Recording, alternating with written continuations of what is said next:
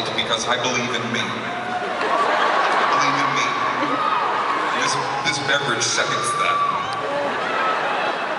I'm watching the show. There's also something that you do that you're probably not aware of. I would like you to film yourself watching your favorite shows. Set up a little, flip cam or whatever you use to record yourself, because what you're gonna find is a little bit weird. Everybody has weird little tics that you do. Weird little things that you do when you're watching. You're gonna record yourself, and after a few days, play the tape back, but do it fast forward so you can really see the tics. Whatever it is, I'm not even kidding.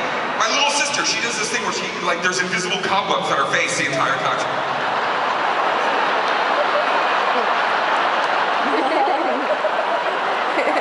Katie, I would want to see you. It's really weird.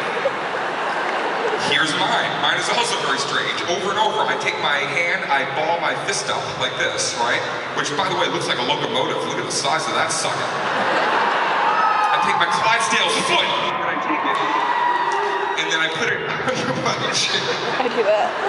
And I prop my entire fat Irish head up with my... Yeah, I don't even use my neck muscles. I just hold it up with my... I do that. And I do this over and over. Watching my favorite shows. Now, here's where I would like for you to please, to understand, to really realize why this is one of the top 5 moments, what happened next. I want you to live vicariously through me for a moment. You need to become me in the bed with the carafe of crystal. I'll be in your bed. I want you to be like Whoopi Goldberg in Ghost. Enter me, Buffalo. Me. They cut to the girl's best friend. Okay, here's what's happening on the show. Okay, I gotta catch up on this. The episode had disappeared. 3.5 years ago, they find a girl's car on the side of a snowy road in New Hampshire. They find her car there. Yes, it's New Hampshire. You've been saying it wrong, people that giggled. Look at the fucking spelling, New Hampshire. I'm here to entertain and educate. They find her car on the side of the snowy road. One set of footprints from the car off into the wilderness. So begins a mystery. What happened to this girl? One set of footprints. Very different. If it was 2, then you could say, oh, she was grappling with somebody and they hoisted her off into the woods. But one set makes you wonder, what could have one set? You know what? Maybe she was, okay, one scenario, let's throw things up there. Maybe she was inebriated and she pulled over on the snowy road and said, I have to take a whiz. I'm just gonna piss off to the side of the road. And who knows, maybe she took a few steps into the tree line. She was about to pop a squat right there.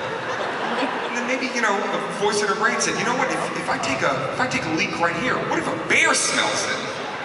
Is attracted to my urine stink? And when he wanders over to, investigate, he goes into the road, hit by a car. No, I shouldn't pee right here on the tree line. I should wander about 1.5 miles into the woods, drunk. Again, I don't know. That's just one possibility. Another, maybe a little far-fetched, one set of footprints. Maybe she was kidnapped by Jesus Christ. If you know the poem Footprints and you're Catholic, that's biblically hilarious. Sorry, Jews. These jokes ain't for everybody. Only the sexy people. Kidnapped by Jesus Christ. I don't know. But like yourself, now I'm invested. My eyes will not leave the screen, right? I'm there. There's another little thing that you do before I tell you what happened, the crazy shit. There's another little tick that we all do. A little tiny conversation you have with yourself watching your favorite shows. You say little commentary things that mean nothing. It is the worst commentary that anybody can. Even if you're by yourself, you'll do it, right? Sometimes you'll just be sitting there and I'm watching the show and I don't know, I'm like, must have been cold. It's a fuck! I don't even fucking care, and I said it!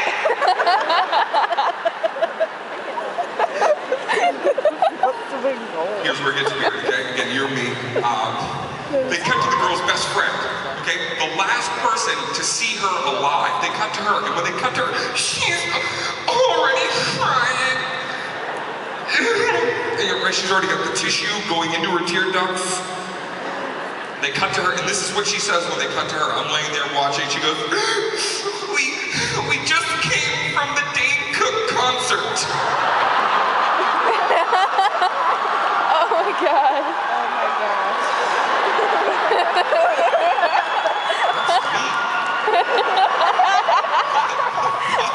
You never want to hear your name involved in somebody else's disappearance. jolted up in bed. I rewound it 40 times in a row. Totally freaked out. And then I had that moment, Buffalo, where I had to actually stop and ask myself, did I murder this girl? Is that what happens to me after my shows? I black out and I murder my #1 fan on a Snowy Road. What a different spin, man. It took me. Then there's that moment where it's like I checked online and I remember where I was. I know the show. I remember I was doing a show at UMass, and that's the show she was on to, and it disappeared after. So now there's that weird thing that happens to me where I'm like, maybe I should go look for her. Right? I start thinking like, maybe it's my responsibility. Maybe this is fucking serendipity happening right here that I watched this episode. Maybe I need to take a wilderness class, survival course, and go surf. Can we play what if for a minute? What if I seriously did that? What if I went parked on the Snowy Road, and what if I went in and I fucking found her alive in the woods? She's been there for 3 years around a fucking little fire she made out of birch bark. I was so lost! She's eating a womp rat, or whatever the fuck wanders around in those woods. What if I found her? And what would her reaction be when she's like, someone found me?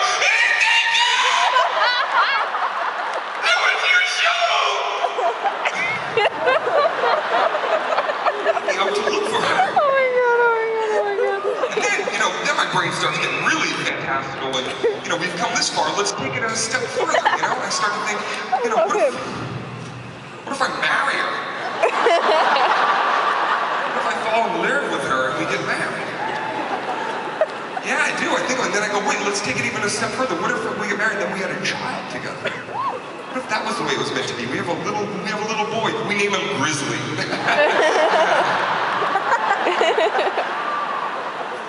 I think about that, and then my brain really goes bananas, right? I start thinking, holy shit, can you imagine, what if though, on the other end of the spectrum, this amazing catastrophe, an amazing, wonderful, uplifting moment, I find her, and then if one day I go in to check on Grizzly in the crib, and what if Grizzly has been kidnapped?